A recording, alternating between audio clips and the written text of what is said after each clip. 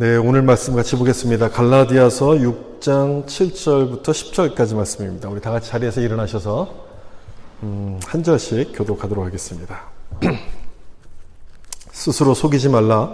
하나님은 업신여김을 받지 아니하시나니 사람이 무엇으로 심든지 그대로 거두리라. 육체를 위하여 심는 자는 육체로부터 썩어질 것을 거두고 성령을 위하여 심는 자는 성령으로부터 영생을. 우리가 선을 행하되 낙심하지 말지니 포기하지 아니하면 때가 이름에 거두리라. 우리는 기회 있는 대로 모든 이에게 착한 일을 하되 더욱 믿음의 가정들에게 할지니라. 아멘. 우리 말씀에 은혜 받으세요. 인사하면서 앉도록 하겠습니다. 말씀에 은혜 받으세요. 아멘. 하나님의 법칙이란 제목으로 말씀 나누겠습니다. 전도 책자, 전도 소책자인 사형리를 보면 거기 첫 문장이 이렇게 시작을 합니다. 자연계에 자연 법칙이 있듯이 하나님과 사람 사이에도 영적 법칙이 있습니다. 하나님이 만드신 이 세상은 배터리를 넣은 시계가 저절로 움직여가듯이 그렇게 알아서 움직이는 것이 아니라 하나님의 법칙을 따라서 움직여간다. 그런 얘기겠죠. 자연만 그런 것이 아니라 우리 인생, 우리 사람들의 모든 삶도 마찬가지입니다.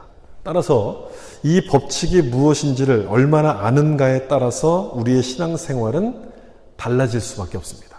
제가 지난주에 말씀드린 것처럼 심은 대로 거두게 하신다. 이 말씀도 세상을 다스리시는 하나님의 법칙 중에 하나이죠. 우린 그것을 가리켜서 공의의 법칙 이렇게 부릅니다. 심은 대로 거둔다, 공의의 법칙 이렇게 불러요.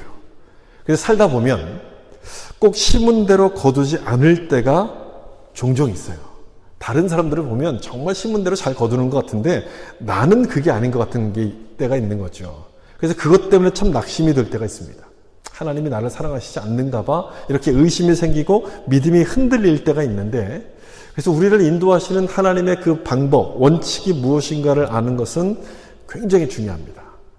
제가 방금 설명드린 것처럼 그런 상황, 나만 거두지 않는 것 같은 그런 상황은 심은 대로 거둔다는 이 공의의 법칙만 가지고서는 풀리지가 않습니다. 그래서 지난주에 나눴던 본문이지만 이 본문 속에 나타나는 또 다른 하나님의 법칙을 좀 생각해 보려고 하는데 그것은 은혜의 법칙이에요. 먼저 공의의 법칙을 조금 더 설명을 드리고 그 다음에 은혜의 법칙에 대해서 좀 나누려고 하는데 6장 7절 말씀 좀 보시면 스스로 속이지 말라. 하나님은 업신여김을 받지 아니하시나니 사람이 무엇으로 심든지 그대로 거두리라. 무엇으로 심든지 그대로 거두리라. 마지막 부분에 그렇게 나오잖아요. 콩 심은 데 콩이 나는 것이고 그 다음에 팥 심은 데 팥이 납니다. 많이 심었으면 많이 거두게 되는 것이 공의의 법칙이죠. 심은 대로 거두는 게 이제 공의의 법칙이잖아요. 이것을 공의의 법칙이라고 부르는 이유가 있어요. 두 가지 이유 때문인데 우리가 뿌린 만큼 거둡니다. 심은 만큼 노력한 만큼 거두기 때문에 공의의 법칙이라고 부르고, 또 하나는 모든 사람에게 동일하게 적용이 됩니다. 누구는 많이 거두고 누구는 적게 거둔다면 이건 공의라고 할 수가 없는 거죠. 물론 내 생각만큼 거두지 못할 때가 참 많이 있긴 하지만 보편적으로 보면 심은 만큼 거두게 되기 때문에 공의의 법칙 이렇게 부릅니다. 따라서 이 공의의 법칙을 생각할 때 중요한 것은 뭐냐면 무엇을 심는가 하는 부분이 중요해요.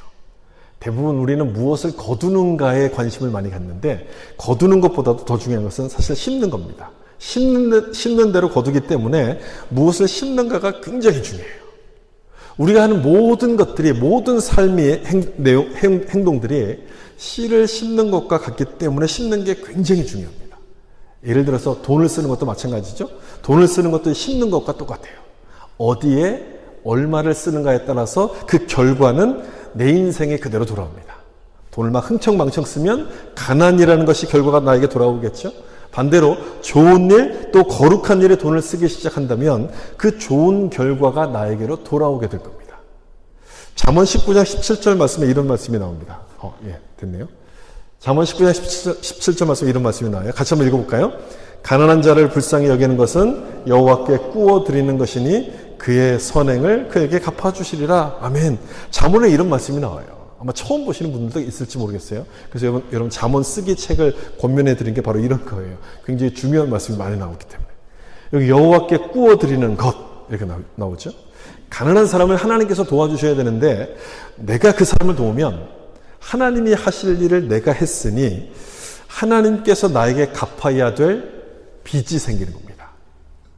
여호와께 꾸어드린다는 그 말의 의미는 하나님을 빚지게 만든다, 이런 뜻이에요. 하나님을 빚지게 만든다. 근데 마지막에 나오는 것처럼 그에게 갚아주시리라, 이런 말씀이 있어요. 하나님이 빚지고 나면은 그걸 뭐 하나님이 떼먹겠습니까? 절대 떼먹지 않으니 그것이야말로 결국 좋은 걸 심는 것과 같다는 그런 의미예요. 이렇게 공의의 법칙에서 중요한 것은 거두는 것보다도 무엇을 심는가가 굉장히 중요해요. 지난주에 육체의 일이 아니라 성령을 위해서 심으라는 것도 마찬가지 말씀이죠. 좋은 씨를 심어야지 좋은 열매를 거두기 때문에 무엇을 심는가가 굉장히 중요한 것인데, 저는 그 중에 하나가 우리들이 하는 말, 이 말도 그 중에 하나라고 생각합니다. 우리가 범하는 대부분의 실수는 다 이제 말에서부터 비롯되는 것 아니겠습니까? 모든 문제들이 다 이렇게 말에서부터 시작되죠. 아마 어떤 누구도 이 말에 대해서 자유롭다라고 생각할 수 있는 사람은 아마 없을 거예요. 저도 마찬가지고요. 위로한다고 하는 말이 때로는 그 사람에게 상처를 줄 때도 있는 거죠. 똑같은 말을 하는데도 그 사람의 상황이 다르기 때문에 오해가 이렇게 생길 수 있는 것이거든요. 그래서 특별히 이 말에 신경을 좀 써야 돼요. 말하기 전에 한 번 더 생각해야 될 것이고, 그리고 이 말이 어떤 결과로 이어질지를 생각하는 노력이 필요해요. 그리고 그 다음은 칭찬하고 축복하는 말을 많이 해주셔야 됩니다. 내 눈에는 부족해서 이 칭찬이 잘 안 나오잖아요. 특히 우리 자녀들이나 또는 우리 식구들에게, 또 가까운 사람들에게는 좀 그렇잖아요. 내 눈엔 부족하여도 그 사람에게는 최선일 수 있어요. 최선. 그럴 때는 왜 그것밖에 못하니? 그렇게 이제 비난을 하기보다는 그런 방법도 있구나. 야, 새로운 관점이네. 내가 못 보는 새로운 관점이네. 그렇게 얘기를 해주는 거예요. 이 칭찬하는 것이 결국 좋은 걸 심는 것과 같은 거거든요. 내 눈에는 좀 부족해 보인다 할지라도 나중에는 더 좋은 결과로 나타날지 누가 알겠습니까? 따라서 비난하기보다는 칭찬하고 축복하는 말을 많이 심어야 돼요. 여러분, 우리가 하는 말 한마디 한마디가 심겨지는 거라고 생각한다면, 그리고 심겨진 대로 그대로 거둔다고 생각하면 좋은 것을 심으려고 노력하지 않겠습니까? 따라서 이 공의의 법칙은 하나님께서 세상을 통치하시는 방법이지만 또한 우리 삶을 거룩하게 인도해 가시는 하나님의 방법이에요. 하나님이 이거 좋은 것을 거두게 하시는 것을 알기 때문에 우리는 좋은 걸 심을 수밖에 없습니다. 우리 삶이 거룩해지게끔 되는 것이죠. 그래서 우리 삶을 인도하시는 방법이 바로 이 공의의 법칙이에요. 그렇게 보면 이 공의의 법칙이 참 공평하고 아무런 문제가 없어 보이지만 실은 그렇지가 않습니다. 현실의 삶으로 돌아오면 그렇지가 않아요. 능력이 뛰어난 사람에게는 좋을 수 있어요. 그렇지만 능력이 부족한, 능력이 별로 없는 사람에게는 참 불합리한 법칙일 수가 있습니다. 생각해 보세요, 여러분. 그렇지 않습니까? 심은 대로 거두니 능력이 뛰어난 사람은 많이 심을 것이고 많이 거둘 거예요. 능력이 부족한 사람은 심을 게 별로 없어요. 거둘 게 별로 없어요. 늘 뒤로 처질 수밖에 없어요. 1등은 기뻐하겠죠? 그렇지만 나머지 사람들은 낙심할 수밖에 없어요. 이처럼 공의의 법칙은 하나님의 신실하심을 나타낸다는 측면에서는 필요해요. 그렇지만 필요하지만 우리처럼 1등이 아닌 사람에게는 참 불리한 법칙이에요. 그래서 하나님은 감사하게도 또 하나 법칙, 또 다른 법칙을 준비하셨어요. 우리 같은 사람을 위해서 또 다른 법칙. 그 법칙이 뭐냐면 은혜의 법칙을 우리 가운데 준비하셨어요. 이 은혜라는 것이 대가를 바라지 않고 뭔가 베푸는 친절을 말하는 것 아닙니까? 노력한 대로 거두게 된다면 이건 노력한 대로 거두는 공의의 법칙과는 완전히 다른 거예요. 은혜의 법칙은요, 노력하지 못했어도 거두게 하시는 하나님의 특별한 사랑을 말합니다. 특별한 사랑, 그 사랑을 은혜라고 불러요. 이 내용, 이 법칙을 잘 보여주는 예수님의 비유가 포도원 품꾼의 비유예요. 이 포도원 품꾼의 비유를 예수님이 말씀하셨는데, 이 포도원은 천국을 상징하는 것이거든요. 이 천국이 어떻게 움직인다, 이렇게 움직인다는 것을 보여주는 비유가 바로 이 말씀인데, 하루 일과를 마치고 포도원 주인이 일꾼들에게 일당을 지불합니다. 그런데 1시간, 제일 늦게 들어와서 1시간만 일한 일꾼에게 1 데나리온을 줘요. 그걸 딱 보더니 제일 먼저 온 사람이 기대를 했겠죠. 나는 일을 더 많이 했으니까 더 많이 받을 것이다 라고 기대했는데 똑같이 1 데나리온을 받아요. 당연히 불평이 나올 수밖에 없죠. 어떻게 1시간 일한 사람과 똑같은 품삯을 줍니까? 부당합니다. 라고 따졌더니 주인이 하는 말이 뭐냐면 너와 내가 약속한 일당을 주었으니 이건 부당한 것이 아니다. 나중 온 사람에게 똑같이 주는 것이 바로 내 뜻이다 라고 그렇게 이야기를 합니다. 이 비유는, 이게 포도원 품꾼의 비유인데 이 비유는 심은 대로 거둔다는 그 법칙으로 보면, 공의의 법칙으로 보면 이상해요. 말이 안 되죠. 적게 일했는데 더 많이 받는다는 것은 공의가 아니지 않습니까? 우리는 그렇게 생각해요. 그런데 주인은 뭐라고 말하냐면 약속한 대로 주었기 때문에 공의를 지켰다라고 얘기해요. 불합리한 것이 아니다라고 얘기하는 겁니다. 따라서 이 비유가 말하려는 것은 포도원 주인이 공의의 법칙만 갖고 있는 것이 아니라 그 법칙을 뛰어넘는 또 다른 법칙을 갖고 있다는 것을 말해주는 거예요. 또 다른 법칙. 그게 바로 은혜의 법칙이에요. 은혜의 법칙은 심은 대로 갖고 있는 이 공의의 법칙을 깨뜨리는 것이 아니라는 거예요. 뛰어넘는 법칙이 된다는 것을 지금 이야기하는 거예요. 우리가 종종 오해하는 것이 바로 이거예요. 하나님의 은혜는 공의를 무시한다. 이렇게 생각을 하는데 여러분 절대 그렇지가 않아요. 하나님의 은혜는요. 심지도 않았는데 그걸 거두게 하시지 않아요. 안 심었는데도 그걸 거두게 하신다면 이 공의가 깨지는 거잖아요. 근데 하나님의 은혜는 어떻게 임하냐면 심긴 심어요. 조금 심었는데 더 많이 거두게 하시는 거예요. 이게 하나님의 은혜인 거예요. 심었는데 심은 것보다 더 많이 주시는 것을 하나님의 은혜라고 말해요.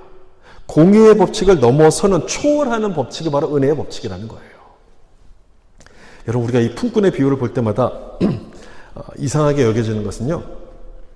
나를 누구하고 이렇게 같은 사람으로 생각하냐면 일을 많이 한 품꾼과 똑같은 사람이라고 보기 때문에 그래요. 일을 많이 했는데도 불구하고 적게 받으니 뭔가 이게 좀 불합리하잖아요. 생각을 바꿔가지고 내가 일을 많이 한 사람이 아니라 제일 늦게 들어온 사람이라고 생각해 보세요. 1시간만 일한 사람이라고 생각해 보세요. 그렇게 생각해 보면 이 비유만큼 감사한 내용이 없어요. 주인이 나를 공의로 대하지 않았다는 것은 너무너무 감사한 거예요.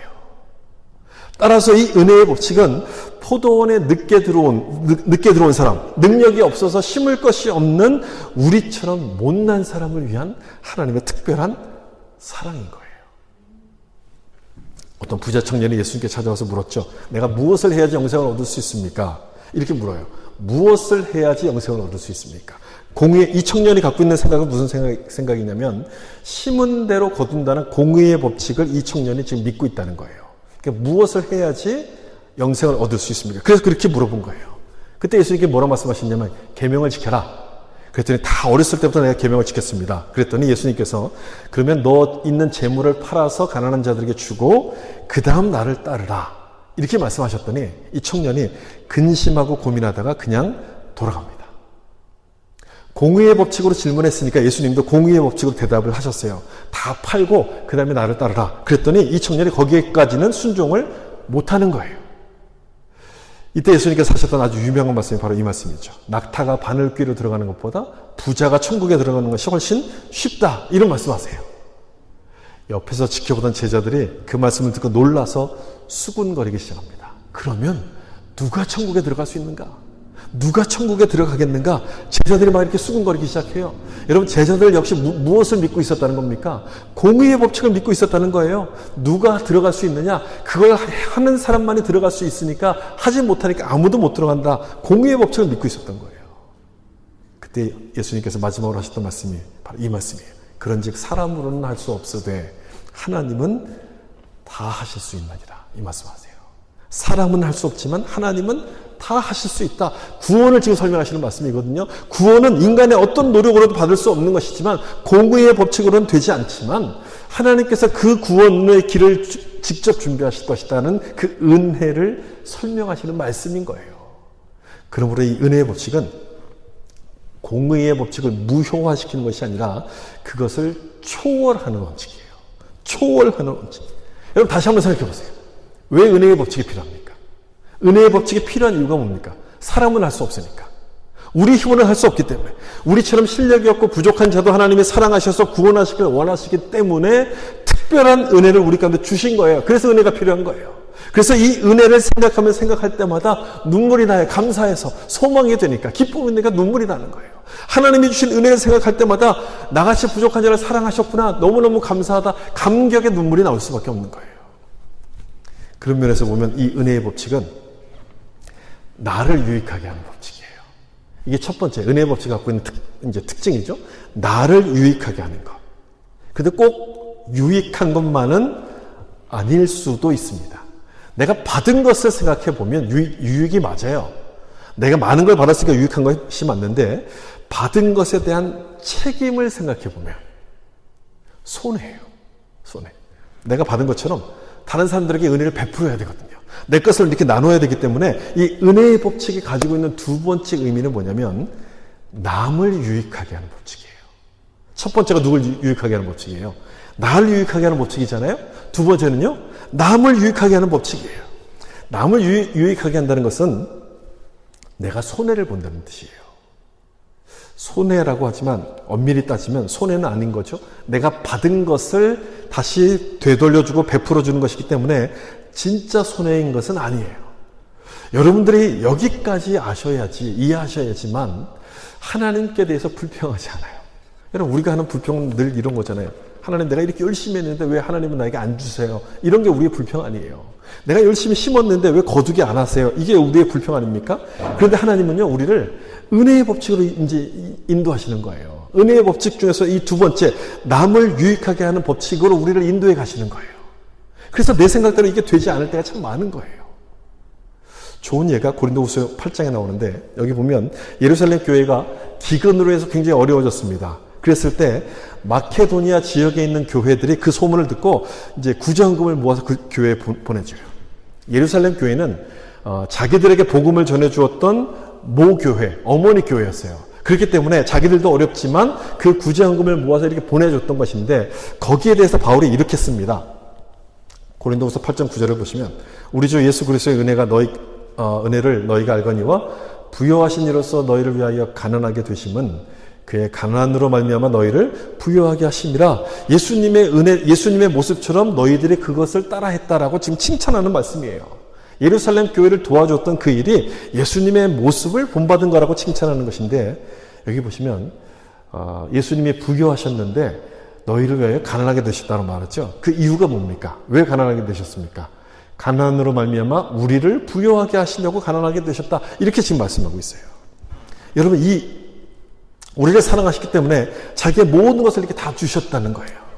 그렇다면 이 모습은 두 가지 법칙 중에 어떤 겁니까? 공의의 법칙입니까? 은혜의 법칙입니까? 남을 유익하게 만드는 은혜의 법칙을 지금 보여주는 거예요. 우리를 사랑하기 때문에 자기의 모든 것을 다 희생하셨어요. 모든 것을 손해보듯이 다 주신 거예요. 여기 9절 앞부분에도 보면 예수 그리스도의 은혜를 너희가 안다고 돼 있어요. 이 은혜, 예수님의 은혜, 이 어떤 은혜를 지금 이 사람들이 아는 겁니까? 자기에게 유익이 되는 은혜입니까? 아니면 남을 유익하게 하는 은혜입니까? 남을 유익하게 하는 은혜예요. 자기는 손해보는 그 은혜를 알고 있다는 거예요. 하늘 보좌를 버리고 이 땅에 오셔서 가난한 모습을 오신 그 예수님, 그 가난하게 되신 것은 누구를 부욕해 하시냐면 우리를 부욕하게 하신 것이거든요. 예수님께서 가난하게 되셔서 예수님이 부요해지셨다면 그 공의의 법칙이에요. 심은 대로 거두셨으니까. 그렇지만 예수님이 부요해지신 것이 아니라 우리를 부욕해 하셨어요. 남을 유익하게 하시는 것을 보여주셨기 때문에 이 예수님의 모습은 은혜의 법칙이 뭔가를 지금 보여주시는 거예요.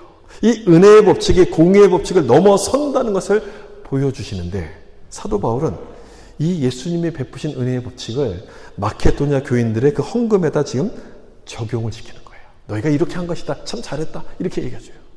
만약 이 마케도니아 교회 사람들이 심은 대로 거두는 공의의 법칙만을 알았더라면 절대로 예루살렘 교회에 헌금을 보내지 않았을 거예요. 왜냐하면 그 교회가 지금 힘들고 어렵기 때문에 뭔가를 보내봤자 아무것도 거둘 게 없어요. 공의의 법칙만 알았더라면 이 사람들은 절대로 헌금하거나 도와주지 않았을 거예요. 그런데 이 사람들은 뭘 알았냐면 예수님의 은혜를 알았어요. 예수님의 은혜가 뭔지를 아는 거예요. 예수님께서 우리를 공의의 법칙으로 대하지 않으시고 은혜의 법칙으로 대하셨다는 것을 알았기 때문에 이들도 역시 은혜의 법칙을 따라가는 거예요. 스스로 가난해지신 이 예수님을 본받아서 내가 다른 저쪽 사람들을 돕기 위해서 내가 손해보는 그 길을 택하는 거예요. 손해보는 길을 택하는 거예요. 내가 손해를 받아 저 사람들이 잘 되면 좋겠다. 저 사람들이 잘 됐으면 내가 손해봐도 괜찮겠다. 은혜의 법칙을 따르기 시작한 거예요.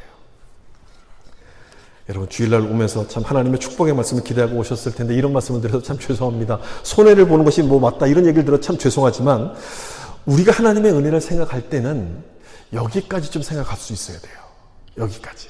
은혜를 주셔서 감사합니다. 물론 그것도 중요해요. 모든 사람들이 다 그렇게 하거든요. 그런데 거기서 멈추지 말고 끝나지 말고 은혜를 받았으니 이제 나도 그 은혜를 베푸는 대로 가겠습니다라고까지 고백할 수 있어야 돼요.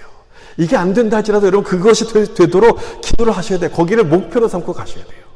그게 은혜의 법칙이에요.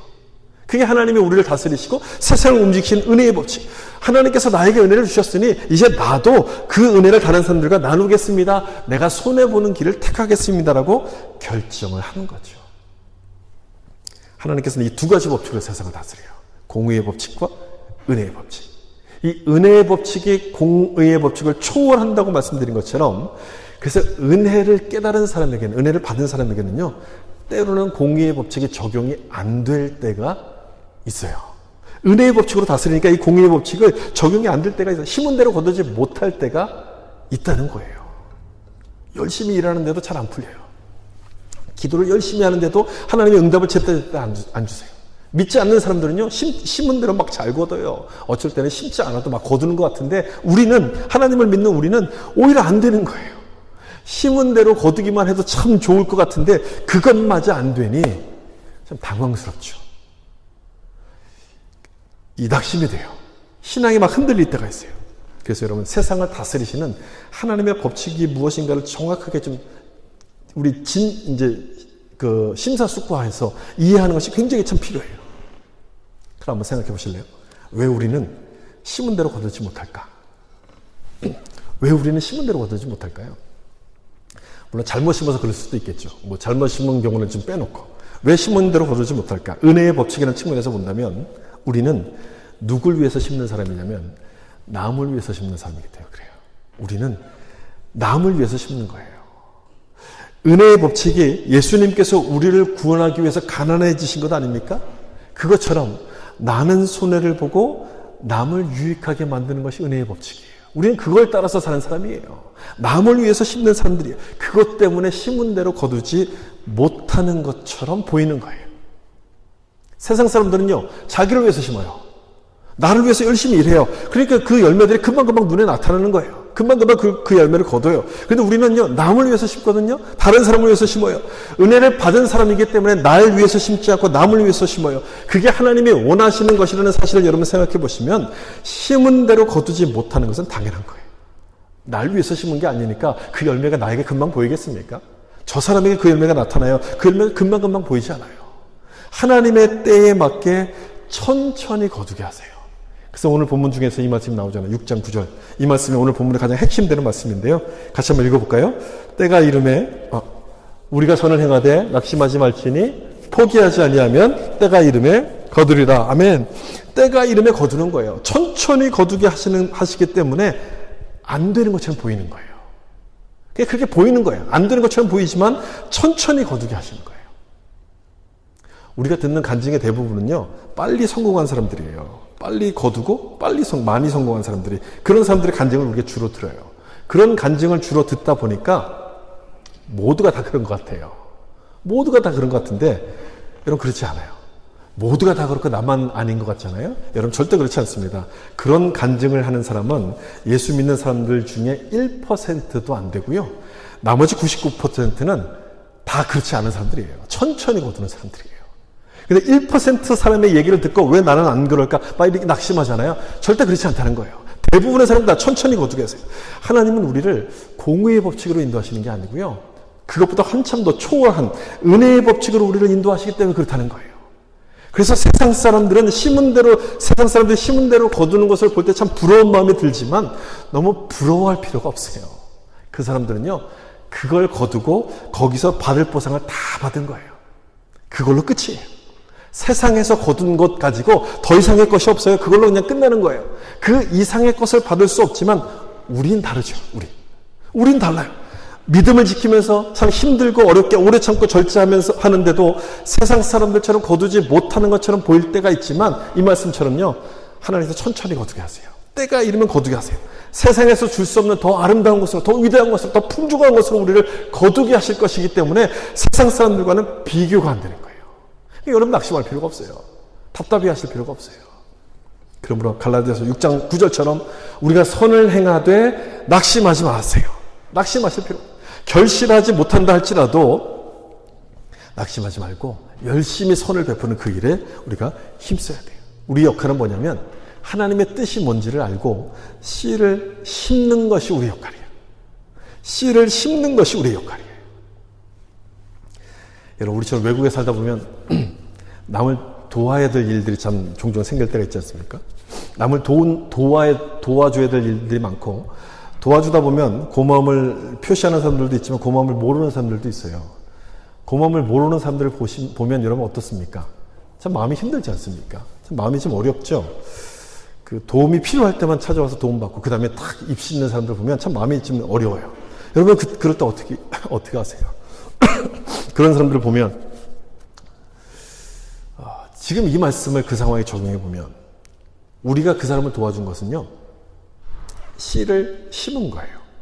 남을 위해서 씨를 심은 거예요. 그러니 그 결과도 내 것이 아니라 누구 것이 됩니까? 그 사람의 것이 돼요. 우리가 힘들어하고 우리가 참 이렇게 마음이 어려워하는 것은요, 그 결과를 내가 같이 보지 못해서 참 어려워하는 것이거든요. 근데 그 씨를 심기만 하고 그 사람의 결과가 그 사람의 것이라고 생각하면, 하나님의 것이라고 생각하면 우리는 더 이상 염려할 필요가 없어요. 내가 도와주었다 할지라도, 내가 뭔가를 거두지 못했다 할지라도 우리는 낙심할 필요가 전혀 없는 거예요. 여리고로 내려가다 강도 만난 사람을 도와주었던 사마리아 사람, 여러분 그거 기억하시죠? 그 사람 한번 생각해 보세요. 여러분 그 사마리아 사람이 모든 것을 다 쏟아서 그 사람을 도와줬거든요. 그 사람이 나중에 보상을 받았다는 말씀이 있습니까? 없습니까? 없어요. 보상받았다는 말씀이 없어요. 은혜의 법칙이 그렇다는 거예요. 은혜의 법칙이 그렇다는 거예요. 내가 아닌 남을 위해서 심고 그 사람이 그 열매로, 그 사람으로 하여금 그 열매를 거두게 하는 거예요. 세상에서는 이런 사람을 가리켜서 봉이라 불러요. 호구라고 부르죠. 이용해 먹어요. 근데 하나님은요, 이런 사람을 기뻐하세요. 그 모습이 예수님을 닮는 거니까. 그 모습이 하나님이 세상을 어떻게 통치하신지를 깨닫고 그 하나님의 법칙에 순종하는 모습이기 때문에 하나님이 기뻐하시는데, 그러므로 내 눈에 보이는 결과가 없다고 해서 여러분 낙심하실 필요가 없어요. 낙심하지 마세요. 우리가 예수를 믿는 대로, 우리가 예수를 믿는데도 잘 되기보다 힘든 일들이 많은 것은 여러분 그것 때문에 그래요. 이 중에도 참 내가 열심히 노력하고 기도하는데도 안 돼서 참 힘들어하시는 분이 계실지도 모르겠어요. 그런 분들은 이 말씀을 통해서 좀 위로를 받으셨으면 좋겠어요. 하나님이 우리를요, 공의의 법칙으로만 인도하시는 게 아니라 은혜의 법칙으로 인도하시는 거예요. 은혜의 법칙으로. 예수 믿는 자들이 받은 복은 뭐냐면 남들처럼 우리가 떵떵거리고 잘 사는 그런 축복이 아니고요, 빌딩을 몇 개씩 갖고 있는 그런 복이 아니라 하나님의 은혜가 뭔지를 깨닫게 하는 것이 우리가 받는 복인 거예요. 그래서 남들처럼 그 복을 깨닫고서 남들을 섬기는 자리에 가게 되는 것이고, 내가 죽어서 다른 사람을 살리는 일을 하도록 그렇게 만드시는 거예요. 사람들이 나를 이용한다 할지라도 그렇게 하라고 나를 내어주는 자리까지 나가도록 그렇게 만드시는 거예요. 그게 예수님의 모습이잖아요. 십자가에서 죽이려는 그 사람들에게 예수님은 자기의 몸을 내어주잖아요. 바보처럼 당하는 것 같지만 실은 그것이 씨를 심는 거예요. 당하는 것이 아니라 은혜의 씨를 심는 거예요. 그러면 요한복음 12장 24절 말씀처럼 하늘의 밀이 땅에 떨어져 죽으면 많은 열매를 맺어요. 많은 열매. 바보같이 당하는 것이 아니라 많은 열매를 맺게 하시는 거예요. 이렇게 은혜의 법칙은요, 공의의 법칙으로는 이해가 안 가요. 그런데 은혜를 경험한 사람은 그걸 알아요. 은혜를 경험한 사람은 이게 무슨 말인지를 아는 거예요. 하나님이 그렇게 이 세상을 통치하신다는 그 사실을 깨닫기 시작하는 거예요. 참 탐욕으로 가득한 이 세상이 그나마 살만한 세상인 것은 하나님께서 공의의 법칙을 넘어서 은혜의 법칙으로 이 세상을 다스리시기 때문이라는 사실을 깨닫는 거예요. 그래서 그 일에 순종하게 돼요. 제가 전에도 한번 말씀드렸지만, 은혜 시리즈를 말씀드릴 때 나눴지만 이런 영어 단어를 한번 설명드린 적이 있어요. 그레이스 노트라는 단어예요. 영어로 그레이스 노트인데 이걸 한글로 번역하면 꾸밈음입니다. 꾸밈음. 음악에서 이 음이 이렇게 단조롭지 않도록 거기다 살짝 꾸며주는 음을 영어에서는 그레이스 노트라 불러요. 왜 그레이스가 거기에 들어갔는지 모르겠는데 하여튼 은혜의 그 음표 이렇게 불러요. 꾸밈음이라 부르는 것을 그레이스 노트라 부르는데, 은혜가 바로 그런 역할을 하기 때문 아닙니까? 이 각박한 세상, 단조로운 세상을 아름다운 모습으로 바꿔줄 수 있는 것이 하나님의 은혜이기 때문에 이 이름을 그렇게 붙인 건 아니었겠습니까? 심은 대로 거두는 공의의 법칙만 있다면 이 세상은 참 각박할 거예요. 자기 걸 열심히 심어야 돼 거두니까. 자기 거 심기에 바쁠 거예요. 남들을 배려할 만한 여유가 없을 것이고 여백이 없을 겁니다. 그런데 하나님은요, 우리에게 은혜를 깨닫게 하셨어요. 은혜를 주셔서 은혜를 알게 하셔서 남들에게 베풀며 살도록 그렇게 우리를 인도해 가세요. 남을 위해서 심는 것이 곧 나를 위해서 심는 것임을 알게 하셔서 이 각박한 세상 속에 하나님의 은혜가 흘러가도록 그렇게 만드신 거예요. 제가 지난번에 성령의 9가지 열매를 나눴는데 가만 생각해 보니까요, 그 9가지 열매가 전부 다 나를 위한 게 아니고 남을 위한 거예요. 하나하나 생각해 보니까 전부 다 남을 위한 거예요. 여러분, 사랑, 첫 번째 열매가 사랑 아니에요? 사랑도 나를 사랑하는 것이 아니라 다른 사람을 사랑하는 거잖아요. 다른 사람을 위한 거고요. 오래 참음도 다른 사람을 위한 거예요. 뭐 충성, 온유, 절제, 이 모든 것들이 다 남을 위한 거예요. 나를 위해서 심는 것이 아니라 남을 위해서 심고 그들로 거두게 하셔서 하나님의 사랑을 알도록 만들어 가시는 것이 하나님께서 이 세상을 다스리시는 그 법칙이에요. 은혜의 법칙이라는 거예요. 그러므로 은혜를 받은 사람으로서 심은 대로 거두지 못한다 할지라도 우리는 감사하셔야 돼요. 세상에서 인정받지 못하고 내가 이용만 당한다 할지라도 우리는 더 열심히 이 말씀처럼 선을 베풀기를 힘써야 돼요. 그 열매가 지금 나타나지 않는 것 같아도, 내 눈에 보이지 않는 것 같아도 하나님의 때가 되면 반드시 거두게 하실 것이기 때문에, 날 위해서 심었을 때보다 더 많은 것으로 거두게 하실 것이기 때문에 그것을 믿고 우리는 열심히 심어야 돼요. 사랑하는 성도 여러분, 그것을 믿고 여러분들의 눈이, 여러분의 인생을 바라보는 그 눈이, 믿음의 눈이 더 커지게 열리길 예수님의 이름으로 축복합니다. 하나님은 나를 공의의 법칙을 초월하는 은혜의 법칙으로 다스리신다는 사실을 믿어서 우리의 믿음이 깊어졌으면 좋겠어요. 아직까지 공의의 법칙을 이해하는 수준에 있는 분들이라도 다시 한번 이 말씀을 듣고 은혜의 법칙을 빨리 넘어오시고, 은혜의 법칙 중에서도 나를 이롭게 하는 법칙까지만 알았던 분들이 이제는 남을 이롭게 하는 법칙이구나, 거기까지 가는 그런 축복이 있어서 이 말씀을 기억하셔서 공의를 넘어 은혜로 다스리시는 하나님의 법칙에 순종하셔서 성령을 위해서 심고 거두는 여러분 될 수 있기를 예수님의 이름으로 축원합니다. 기도하겠습니다.